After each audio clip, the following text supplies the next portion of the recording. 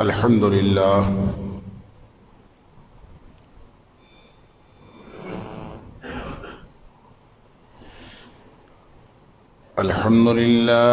نحمده ونستعينه ونستغفره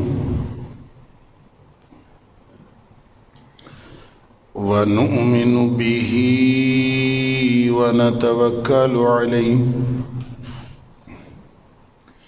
ونعوذ بالله من شرور أنفسنا ومن سيئات أعمالنا من يهده الله فلا مضل له ومن يضلل فلا هادي له وأشهد أن لا إله إلا الله وحده لا شريك له وأشهد أن محمدا عبده ورسوله صلى الله عليه وسلم أرسله بالحق بشيرا ونذيرا بين يدي الساعة فمن يطع الله ورسوله فقد رشد واهتدى ومن يعص الله ورسوله فقد ضل وغوى فإنه لا يضر إلا نفسه ولا يضر الله شيئا نسأل الله ربنا أن يجعلنا ممن يطيعه ويطيع رسوله ويتبع رضوانه ويجتنب سخطه فإنما نحن به وله أما بعد فإن خير الحديث كتاب الله وخير الهدي هدي محمد صلى الله عليه وآله وسلم وشر الأمور محدثاتها وكل محدثة بدعة وكل بدعة ضلالة وكل ضلالة في النار فأعوذ بالله السميع العليم من الشيطان الرجيم من همزه ونفخه ونفثه بسم الله الرحمن الرحيم لقد كان لكم في رسول الله أسوة حسنة لمن كان يرجو الله واليوم الآخر وذكر الله كثيرا یقیناً تمہارے لیے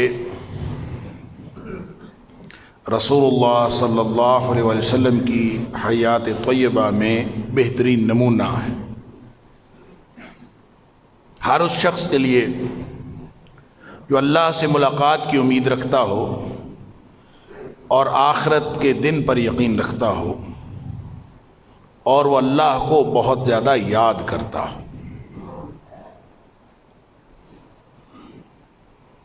اللہ کے رسول صلی اللہ علیہ وسلم کی سیرت کے عملی پہلو کے حوالے سے چند گزارشات گزشتہ سے پیوستہ جمعے کے اندر آپ کے سامنے رکھی تھی، جس کا خلاصہ یہ تھا کہ نبی اکرم صلی اللہ علیہ وسلم نے امت کو وہ ساری ہدایات عطا فرمانے کے بعد جو اللہ کی طرف سے نبی اکرم صلی اللہ علیہ وسلم کو ملی تھیں، اور آپ نے وہ پورا دین آگے پہنچایا اور من و عن پہنچایا اور پہنچانے کا حق ادا فرمایا. پھر آپ نے سرٹیفکیٹ لیا. پہلے صحابہ کرام سے پوچھا خطبہ حجۃ الوداع کے موقع پر کہ حل بلغتکم، کیا میں نے پہنچا دیا ہے؟ تو سب نے کہا کہ ہاں پہنچا دیا. قد بلغت وادیت ونصحت، یقیناً آپ نے پہنچا دیا ہے، آپ نے اپنا فرض ادا کر دیا ہے اور آپ نے خیر خواہی کا حق ادا فرمایا. پھر نبی اکرم صلی اللہ علیہ وسلم نے اللہ کریم سے گواہی لی، اللہم اشہد اللہم اشہد اللہم اشہد. آسمان کی طرف دیکھتے تھے اور انگلی نیچے کی طرف لے کے جاتے تھے، اللہ تو گواہ ہو جا میں نے پہنچا دی. وہ جو ڈیوٹی لگی تھی، یا ایھا الرسول بلغ ما انزل الیک من ربک، کہ جو اللہ کی طرف سے آپ کو کی طرف نازل کیا گیا ہے وہ سارا کا سارا پہنچا دیجیے. وَإِن لَّمْ تَفْعَلْ فَمَا بَلَّغْتَ رِسَالَتَهُ، اگر آپ نے یہ نہ کیا تو اس کا مطلب ہے آپ نے تو پیغام ہی نہ پہنچایا، آپ نے تو حق ادا نہ کیا. اب گویا وہ جو ڈیوٹی لگی تھی اللہ کی طرف سے پہنچانے کی، اس پر اللہ سے گواہی لے رہے ہیں کہ اللہ گواہ ہو جا کہ میں نے پہنچا دیا. یہ سارے مل کے کہہ رہے ہیں کہ پہنچا دیا ہے، اور تو بھی جانتا ہے اور تو گواہ ہو جا. پھر اللہ نے گواہی دی، قرآن کریم کے اندر سرٹیفکیٹ عطا فرمایا، الیوم اکملت لکم دینکم واتممت علیکم نعمتی ورضیت لکم الاسلام دینا. دین مکمل ہو گیا، دین اسلام کو پسند کر لیا، اتمام بھی ہو گیا، تکمیل بھی ہو گئی. اللہ اکبر. پھر وہ امتیوں کے لیے چھوڑ دیا اور یہ حکم دے دیا فَلْيُبَلِّغِ الشَّاهِدُ الْغَائِبَ. اب رہتی دنیا تک، قیامت کی دیواروں تک، اب یہ امت کا کام ہے. فَلْيُبَلِّغِ الشَّاهِدُ الْغَائِبَ، جو موجود ہیں وہ اس پیغام کو لیں اور ہر اس شخص تک پہنچائیں جو موجود نہیں. یہ نبی اکرم صلی اللہ علیہ وسلم کا چھوڑا ہوا ترکہ ہے، یہ آپ کی ہوئی نصیحت و وصیت ہے، آپ صلی اللہ علیہ وسلم کی لگائی ہوئی امتیوں کی ڈیوٹی ہے کہ آپ وہ پیغام لے کر اٹھیں اور پوری دنیا تک پہنچائیں.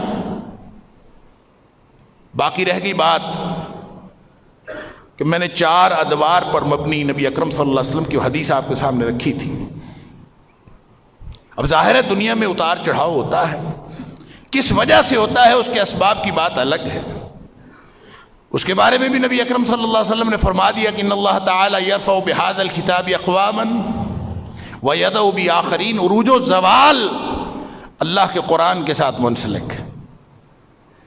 ان اللہ تعالی یرفع بهذا الکتاب اقواما، بہت ساری قوموں کو اللہ ترقی اور عروج عطا فرماتا ہے اس کتاب کی وجہ سے. وَيَدَعُ بِآخَرِينَ، بہت ساری قومیں ذلیل و خوار ہو جاتی ہیں اور پستی کا شکار ہو جاتی ہیں صرف اس قرآن کی وجہ سے. گویا عروج و زوال، قوموں کا عروج و زوال قرآن سے وابستہ ہے. اس کی تدابیر، اس کے معاملات، انفرادی اور اجتماعی ذمہ داریاں وہ ایک الگ موضوع ہے.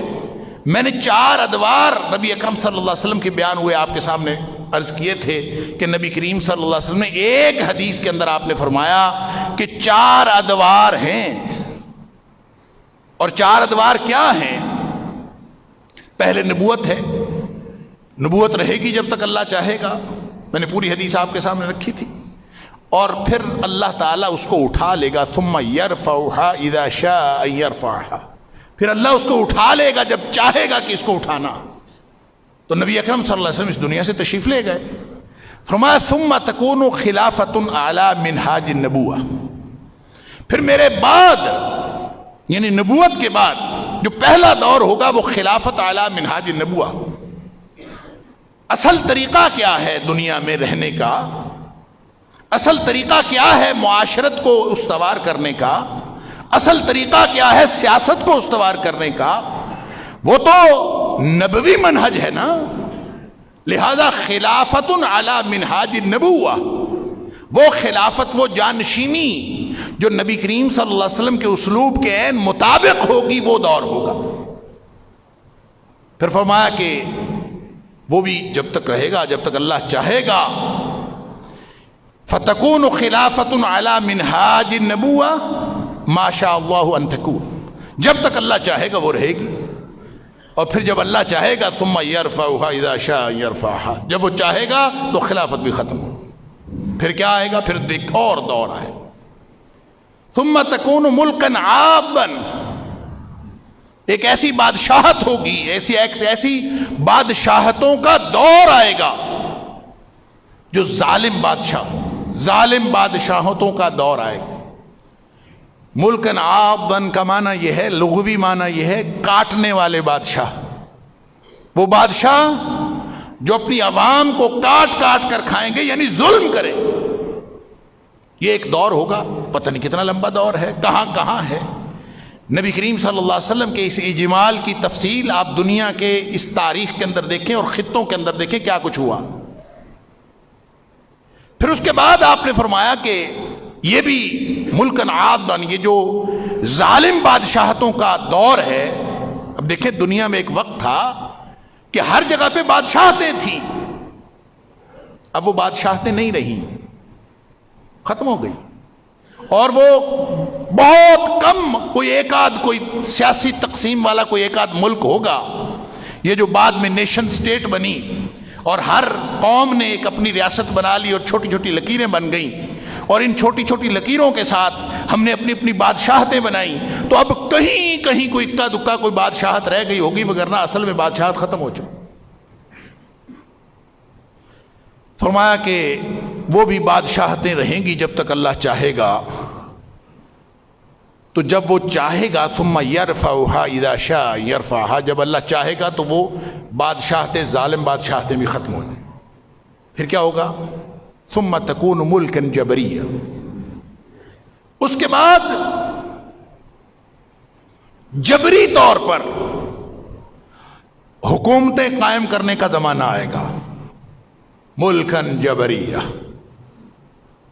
یعنی کوئی چاہے نہ چاہے میں تیرا حکمران، لہذا پوری دنیا میں جس کو ہم استعمار کہتے ہیں، استعماری حکومتیں، کتنا بڑا دور ہم نے دیکھا ہے، کلونیلزم، ایک بادشاہت ہے، اس نے اپنی نیچے کئی بادشاہتیں، کئی حکومتیں جبری طور پر مسلط کی ہوئی ہیں، کہاں وہ کہتا ہے، کہیں وہ کہتا ہے جمہوریت ہے، کہیں وہ کہتا ہے ڈکٹیٹرشپ ہے، کہیں وہ کہتا ہے بادشاہت ہے۔ نظام حکومت کوئی بھی ہو لیکن مسلط کسی خاص پیچھے طاقت کی وجہ سے اور کسی طاقت کی طرف سے مسلط کی ہوئی حکومتیں ہیں۔ آپ دیکھ لیں پوری دنیا میں کہاں اور کس کس طرح ہم نے اس کو بھگتا ہے، پوری دنیا نے بھگتا۔ نبی اکرم صلی اللہ علیہ وسلم فرمایا ملکن جبریہ، جبری طور پر حکومتیں۔ ہمیں یہ تو کامن سینس سے بات سمجھ آتی ہے کہ حکمران مہرے ہوتے ہیں، ہم سب یہی کہتے ہیں، اپنے دور میں یہی دیکھا ہے، اپنے بزرگوں سے بھی یہی سنا ہے، حکمران مہرے ہوتے ہیں۔ کس کے مہرے ہوتے ہیں؟ ان کو کون ہلا رہا ہوتا ہے؟ ان کی ڈوریں کس کے ہاتھ میں ہوتی ہیں؟ نبی اکرم صلی اللہ علیہ وسلم کی وہ جو نگاہ رسا ہے، اس نے اسی کی نشاندہی کی، ملکن جبریہ، حکومت کوئی اور کر رہا ہوگا، پیچھے اصل طاقت کوئی اور ہوگی، جبری طور پر مسلط کیے گئے حکمران، چاہے ان کو ووٹوں کے ذریعے سے کر لیں، چاہے نوٹوں کے ذریعے سے کر لیں، چاہے بندوقوں کے ذریعے سے کر لیں، کسی بھی طریقے سے کر لیں، مسلط کیے گئے جبری طور پر حکمران ہوں گے۔ پوری دنیا میں اسی طرح کا معاملہ ہوگا۔ اب یہ بھی یوں سمجھ لیجئے کہ چراغ سحری ہے، بجھا چاہتا ہے، کسی بھی وقت یہ معاملہ ختم ہونے کو ہے۔ آہستہ آہستہ وہ فیکٹرز، وہ طاقتیں جو مسلط کیا کرتی تھیں، آہستہ آہستہ خود سکڑتی چلی گئی، آہستہ آہستہ خود ان کے پلے کچھ نہیں رہا۔ وہ برطانوی راج جس کے اوپر سورج غروب نہیں ہوتا تھا، جہاں سورج غروب ہوتا تھا اگلی جگہ جہاں طلوع ہوتا تھا وہ بھی انہی کا راج ہوتا تھا۔ اللہ اکبر۔ تو وہ آج آپ کو معلوم ہوگا کہ جو پورا یو کے ہے نا، جہاں برطانوی راج عملی طور پر قائم ہے، جو پورا یو کے ہے وہ پاکستان جتنا ہے، بس اس سے بڑا نہیں ہے، بالکل اتنا سا، شکر کی اتنا سا ہو گیا۔ بلکہ کہنا چاہیے کہ وہ جو اگر اس سے آپ بیلفاسٹ اور وہ آئرلینڈ نکال دیں تو پھر وہ شاید پاکستان جتنا رقبہ بھی اس کا نہیں باقی بچتا۔ یعنی یہ اللہ تعالیٰ نے نبی اکرم صلی اللہ علیہ وسلم کی بات سچ ہوتی ہوئی ہمیں اپنی نگاہوں سے دکھائی۔ لیکن وہ اگلا دور،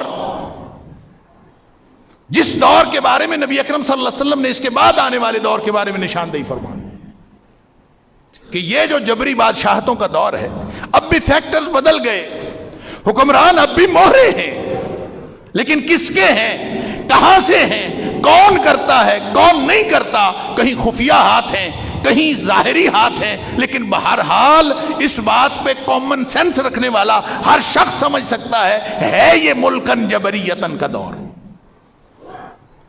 لیکن نبی اکرم صلی اللہ علیہ وسلم نے فرمایا یہ بھی اتنا ہی رہے گا جب تک اللہ اس کو رکھنا چاہے گا۔ تکون ملکن جبریہ ما شاء اللہ ان تکون، جب تک اللہ چاہے گا یہ دور رہے تو رہے گا، اور جب اللہ چاہے گا تو پھر اس کے بعد ایک اور دور آئے، پھر اس کو اٹھا لے گا۔ یہ جبری حکومتوں کا دور ختم ہونے والا ہے۔ فرمایا یہ ثم یرفعها، پھر اللہ اس دور کو بھی ختم کر دے گا، اور اس کو ختم کر کے اذا شاء یرفعها، جب چاہے گا اس کو اٹھا لے گا۔ پھر اس کے بعد ہوگا کیا؟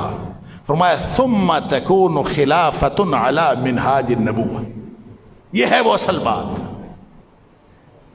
جو میرا موضوع ہے، جو میں یہ چاہتا ہوں کہ میں اور آپ اس کے لیے وہ جو امتی ہونے کا کردار ہے، وہ جو نبی کریم صلی اللہ علیہ وسلم میرے اور آپ کے ذمے لگا گئے ہیں، امتیوں کے ذمے لگا گئے، فلیبلغ الشاہد الغائب۔ جو میرا امتی آج موجود ہے وہ میرے ہر اس امتی تک پہنچا دے جو موجود نہیں ہے، یہ ہماری ذمہ داری ہے۔ اللہ اکبر۔ ثم تکون خلافۃ علی منہاج النبوہ، پھر ایک دفعہ وہی جانشینی نبوی منہاج کے مطابق، نبوی اصولوں کے مطابق ایک دفعہ پھر قائم ہونے والا۔ اور نبوی اصول کیا ہیں؟ نبوی اصولوں میں نہ نیشن سٹیٹ ہیں، نہ یہ لکیریں لگائی ہوئی ہماری جو جغرافیائی اور سیاسی تقسیم کی لکیریں ہیں، نہ ان لکیروں کی کیا حیثیت ہے۔ آج ان کی حیثیت ہے۔ جب خلافت اعلی منہاج النبوہ ہوگی تو اس کی صورت کیا ہوگی؟ اس میں اس وقت یعنی اسلام کے غلبے کی کوئی صورت ہوگی؟ وہ کیا صورت ہوگی؟ عملی طور پر کیا ہوگی وہ اللہ ہی جانتا ہے۔ لیکن ایک بات کنفرم ہے کہ اس کے بعد نبی کریم صلی اللہ علیہ وسلم خاموش ہو گئے۔ ثم سکت، صحابی کہتا ہے اس کے بعد آپ نے کوئی اور دور نہیں بتایا۔ ثم تکون خلافۃ علی منہاج النبوہ فرمانے کے بعد آپ نے یہ نہیں فرمایا کہ یہ جب تک اللہ چاہے گا یہ رہے گی، وہی جو سارے ادوار کے بارے میں فرمایا۔ اور ثم یرفعها اذا شاء یرفعها، جب اللہ چاہے گا تو اس کو اٹھا لے گا، یہ اس آخری دور کے بارے میں نہیں فرمایا۔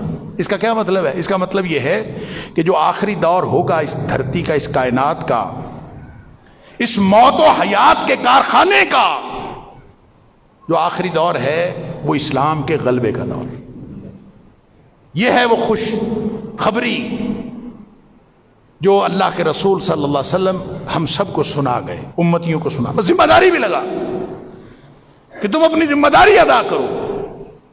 اور سن لیجئے، جو سٹیٹس قائم ہوتی ہیں، جو ریاستیں قائم ہوتی ہیں، جو غلبہ ہوتا ہے، وہ آپ عوام کی طاقت کہیں، وہ آپ ووٹ کی طاقت کہیں، وہ آپ بندوق کی طاقت کہیں، وہ آپ جہاد کی طاقت کہیں، وہ آپ کوئی طاقت بھی اس کو نام دیں، یا جدید ترین دور میں اس کو رائے عامہ کی طاقت کہیں، جو بھی بات کہیں، بہرحال اس بات میں امت کی صلاحیتوں کا بڑا دخل ہے۔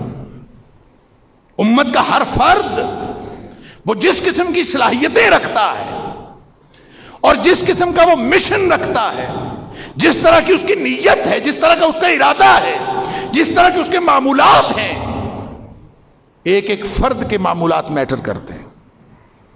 افراد سے ہی قومیں بنتی ہیں، افراد کے ہاتھوں میں ہے اقوام کی تقدیر. ہر فرد ہے ملت کے مقدر کا ستارہ. معاشرے بنتے ہیں افراد سے ہی بنتے ہیں.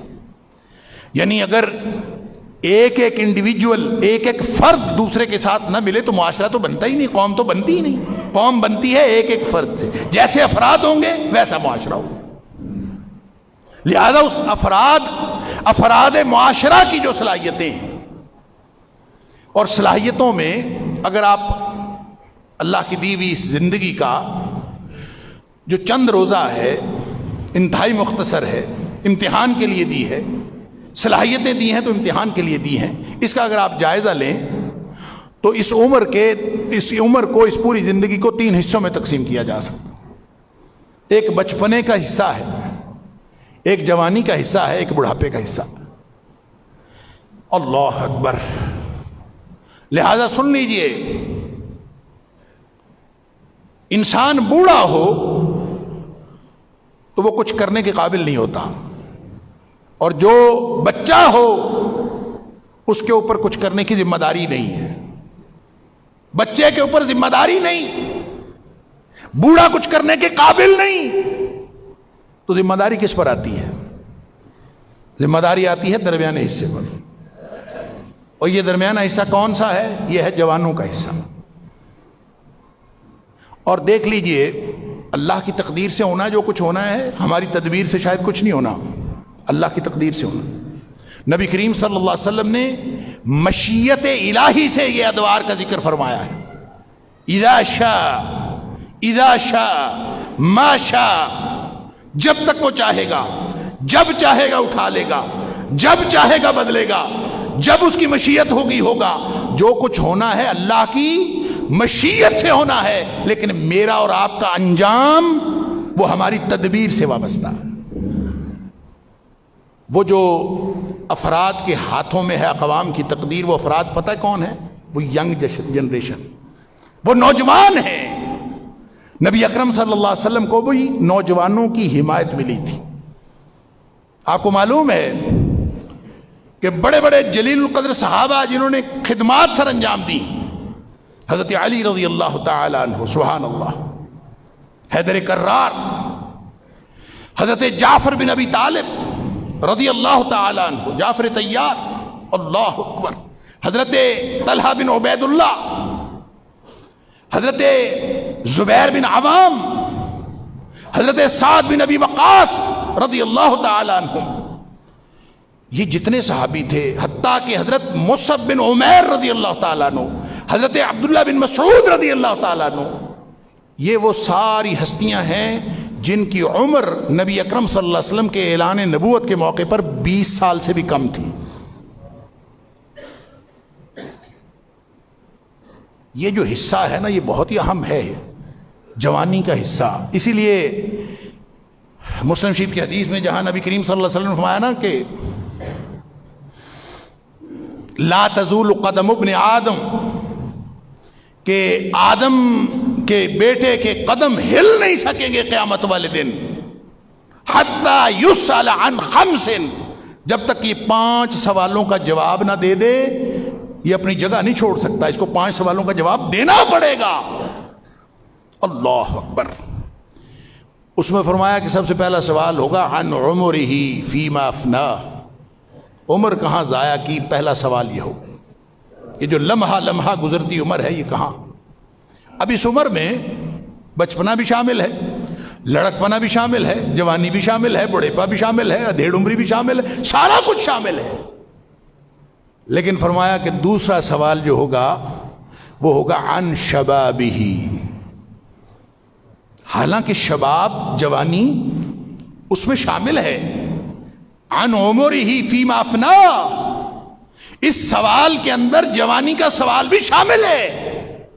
لیکن چونکہ دار و مدار جوانی پر ہے، چونکہ فرد کی اپ برنگنگ، فرد کا برائٹ فیوچر، فرد کا روشن مستقبل، اور پھر اس کی بنیاد پر سارے افراد کا روشن مستقبل، اور پھر اس بنیاد پر پوری ملت کا روشن مستقبل، اس کا انحصار ہے جوانی پر، اس لیے فرمایا پہلا سوال عمر کا الگ ہوگا اور شباب کا جو سوال ہے وہ الگ ہوگا.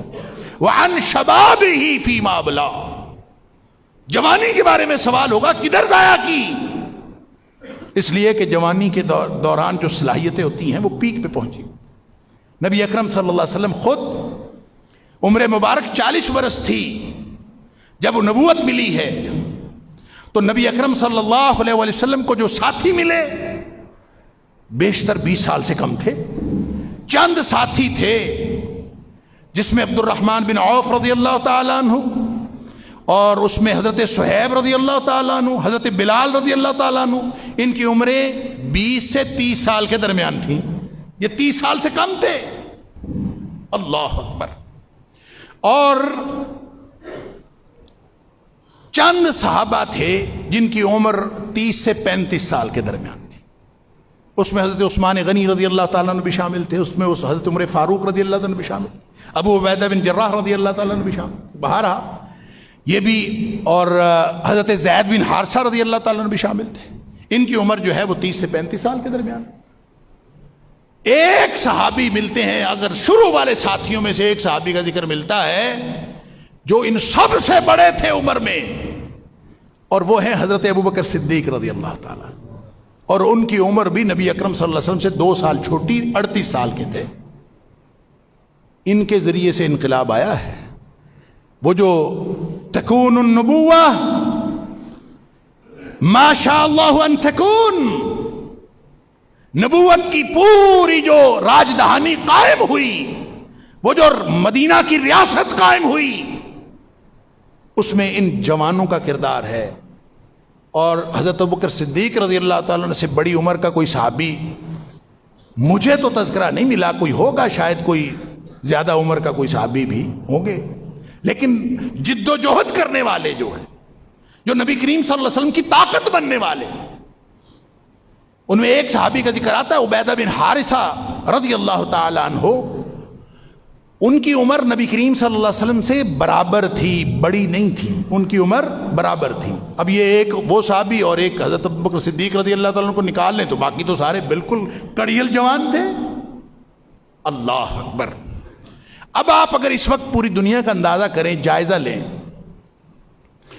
اس وقت پوری دنیا میں آپ جب مغرب کی بات کرتے ہیں تو مغرب سے مراد صرف وہ ممالک نہیں ہیں جو سمت اور رخ کے اعتبار سے مغرب کی طرف موجود ہیں، بلکہ وہ ممالک بھی جو مشرق کی طرف موجود ہیں، وہ بھی چونکہ وہاں کا جو کلچر ہے، وہاں کا جو مذہب ہے، وہاں کا جو دین ہے، وہاں کی جو ثقافت ہے، وہاں کی جو تہذیب ہے، اور بعض علاقوں میں سیاست بھی ان کی وہی ہے.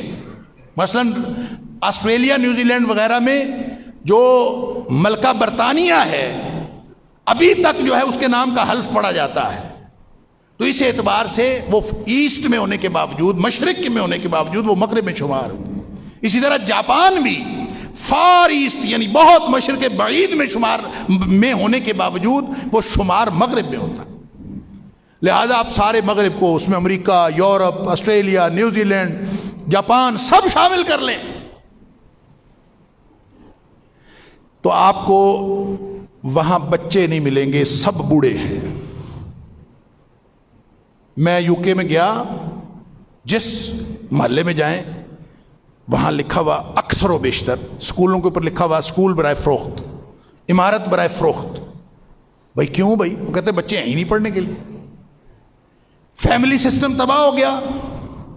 فیملی سسٹم تباہ ہونے کی وجہ سے ان کے ہاں بچوں کی پیدائش رکی، معاشرہ بے حیا ہوا، اور بے حیا معاشرے میں جہاں صرف اور صرف اپنی چند منٹ کی اور چند ساعتوں کی لذت کو زندگی کا مقصد سمجھا جائے، وہاں پہ کبھی فیملی اسٹیبلش نہیں ہو سکتی. لہذا وہاں بچے کیسے پیدا ہوں؟ بچے پیدا نہیں ہوں گے تو نوجوان نسل کہاں سے آئے گی؟ لہذا ایک رائٹر ہے امریکی، اس کا نام ہے پی جے بوکینن. اس نے ایک کتاب لکھی ہے death of the west. Death of the west کا مطلب یہ ہے، اس نے اس میں تجزیہ کیا ہے کہ اس نے کہا کہ 2050 میں یہ سارا مغرب جس کے اندر امریکہ سے لے کر یورپ اور یورپ سے آسٹریلیا، نیوزی لینڈ اور جاپان تک یہ سارا علاقہ شامل ہے، یہ 2050 تک اپنی موت آپ مر جائے گا، کیونکہ ان کے ہاں نوجوان نسل پیدا ہو ہی نہیں رہی. ان کے ہاں برتھ ریٹ اتنا کم ہے کہ یہ 2050 تک ان کے اوپر جو افریقی اور ایشیائی اقوام ہیں یہ قبضہ کر لیں گے اپنی تعداد کی بنیاد پر. اللہ اکبر. اور آپ جو آپ کے دوست احباب جاتے رہتے ہیں دوسرے ملکوں میں، ان ممالک میں، امریکہ میں ابھی تک تھوڑا سا جوان موجود ہیں، وہاں پہ فیملی سسٹم کسی حد تک موجود ہے. اس کی وجہ بھی یہ ہے کہ وہاں پہ امیگرینٹس زیادہ ہیں، باہر سے آنے والے زیادہ ہیں. جہاں پہ لوکل آبادی زیادہ ہے وہاں تو صرف آپ کو بوڑھے نظر ہیں. جاپان میں آپ دیکھیں گلیوں کی گلیاں، بازار کے بازار سنسان پڑے ہوتے ہیں، اور وہاں پہ صرف جو ہے وہ ان کو مین پاور نہیں ملتی کام کرنے کے لیے. خیر، اس کے مقابلے میں پاکستان کو دیکھیں. آپ کو معلوم ہے کہ پاکستان میں جو 30 سال سے کم عمر کے نوجوان ہیں ان کی تعداد کتنی ہے؟ ایک تجزیے کے مطابق پاکستان کی آبادی کا 68%، 68% جو ہے وہ 30 سال سے کم عمر کے لوگ. یہ جوانوں کا معاشرہ ہے. یہ نبی اکرم صلی اللہ علیہ وسلم کی امت میں وہ جو خلافت اعلی منہاج النبوہ، اس پر جو قائم کرنے کے لیے جو مین پاور چاہیے، اللہ کی مشیت سے، میں نے پہلے بھی عرض کیا ہے، جو کچھ ہونا ہے اللہ کی مشیت سے ہونا ہے. یہ ہماری تدبیر سے شاید نہیں ہونا، اللہ نے اپنی مشیت بتائی ہے نبی اکرم صلی اللہ علیہ وسلم کے ذریعے سے. لیکن اس مشیت میں جس نے رول پلے کرنا ہے، جس نے کردار ادا کرنا ہے، اس کا بڑا ذخیرہ پاکستان کے اندر موجود. لیکن کر کیا رہا ہے؟ کیا یہ نبی کریم صلی اللہ علیہ وسلم کو امتی ہے؟ کیا اس کی ایک ایک حرکت، اس کی شکل سے لے کر اس کی عقل تک، اس کے معمولات زندگی سے لے کر اس کے مشن تک، اس کی پڑھائیوں سے لے کر اس کے سارے معاملات تک، آپ آج کے نوجوان کو دیکھیں، اور جس کی سمجھ ماں باپ کو نہیں آتی اس کی سمجھ کس کو آئے گی؟ قرآن کہتا ہے اپنے ماں باپ کو اف تک نہ کہو. آج کل کا نوجوان وہ کہتا ہے بس اف نہیں کہنا، باقی ہر چیز کہنی ہے. وہ والدین کا تصور، وہ جو امتی چاہیے، کیا اس مین پاور کے اندر وہ طاقت موجود ہے؟ سیرت پہ جلسے ہم بہت کرتے ہیں. وہ نوجوان جو عشق رسول میں اپنے آپ کو پوری طرح سرشار پاتا ہے، اس کے معمولات زندگی دیکھیں کیا نبی کریم صلی اللہ علیہ وسلم کے بتائے ہوئے طریقے کے مطابق؟ اللہ اکبر. ایک بڑی خوفناک حدیث ہے. نبی کریم صلی اللہ علیہ وسلم نے فرمایا کہ اللہ تعالیٰ کو ایسا شخص پسند نہیں.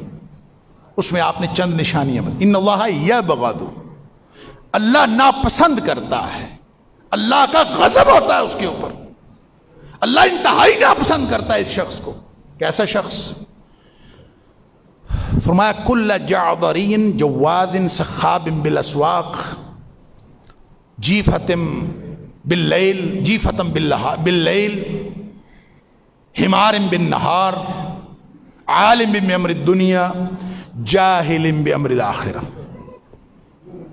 یہ نبی اکرم صلی اللہ علیہ وسلم نے چند نشانیاں بتائیں کہ ایسے شخص کو اللہ انتہائی ناپسند کرتا ہے. وہ کون ہے؟ جعذری. پہلا جعذری. جعذری کون ہوتا ہے؟ دوسرا کہا جواد. جعذری وہ ہوتا ہے جس کی ہر وقت نکوڑی چڑھی رہے، ترش روح اور انتہائی متکبر اور اڑیل بدمزاج، وہ جعذری ہوتا ہے. آپ دیکھ لیں آج کا نوجوان کتنا خوش مزاج ہے، اس کو چھیڑ کے دیکھیں، خاص طور پہ اس وقت جب وہ موبائل پہ بیٹھا ہو، اس وقت دیکھیں وہ یوں کاٹتا ہے. اللہ تعالیٰ معاف فرمائے. یہ نوجوان ہے آج کا، اللہ ناپسند کرتا ہے ایسے شخص کو جو جعذری ہے. اور دوسری فرمائے جواز. جواز وہ ہے جو اچھا جعذری متکبر ہے، ترش روح ہے، اور بالکل ہر وقت کسی کے ساتھ جو کہتے ہیں نا کہ موڈ بنا کے رکھنا. وہ کہتے ہیں میرا موڈ نہیں ہے، آپ اس سے بات کرو تو میرا موڈ ہی نہیں، تم میرے سے کیوں بات کر، میں تیرے سے بات کرنا چاہتا ہوں، میرا موڈ نہیں ہے بات کرنے۔ وہ بندے کے پتر، تیرا ابا آیا ہے تیرے سے بات کرنے، تیرا دادا آیا ہے تیرے سے بات کرنے، تیری ماں آئی ہے تیرے سے بات کرنے، تیری خالہ پھپھو آئی ہے، وہ کہتا ہے میرا موڈ نہیں ہے۔ جواز کھا کھا کے بڑا پیٹ کیا ہوا، جواز کہتے ہیں پیٹو کو، جو یہ برگر نسل نہیں ہے، کھا کھا کے تو موٹے ہوئے ہیں، طاقت کوئی نہیں، بالکل جیسے برائلر نہیں ہوتا، وہ برائلر مرغی پڑی ہوتی ہے، اس کو وہ پنجرے میں بھی کوئی نہیں ڈھکتے، وہ کہتے ہیں باہر ٹھیک ہے، کیونکہ اس کو پتہ ہی نہیں بھاگنا کہاں ہے۔ تو یہ آج کا نوجوان بھی کھا کھا کے اللہ تعالیٰ معاف فرمائے جواز بنا پڑا ہے۔ انا للہ و انا الیہ راجعون۔ جو نہیں ہیں وہ ان کو مبارک ہو، وہ امتی ہیں نبی پاک صلی اللہ علیہ وسلم۔ وہ نبی پاک صلی اللہ علیہ وسلم کا فرمان کہ اللہ کو قوی مومن زیادہ پسند ہے ضعیف مومن سے، کمزور مومن سے۔ لیکن ضعیف اور کمزور کی ڈیفینیشن کیا ہے؟ جو کاکروچ کو مار لے، گھر میں کاکروچ نکل آئے، چھپکلی نکل آئے، اللہ اکبر۔ بچوں کی صورتحال آپ دیکھ لیں، ابا کو ڈھونڈیں گے، دادا کو ڈھونڈیں گے، چاہے پردادا پڑا ہوا اس کو کہیں گے جا کے چھپکلی نکل آئی ہے۔ خود کسی کام کے بارے میں اللہ ہمارے نوجوانوں کو وہ نوجوان بنائے، اللہ اکبر۔ جو اقبال نے کہا تھا جوانوں کو میری بار پر دے، جو پھر ان شاہین بچوں کو بال پر دے، کہ یہ جو اللہ تعالیٰ کرے کہ ان کو اللہ تعالیٰ پھر سے وہ جذبہ عطا کرے ان بچوں کو جو نبی اکرم صلی اللہ علیہ وسلم اپنے امتیوں میں دیکھنا چاہتے ہیں۔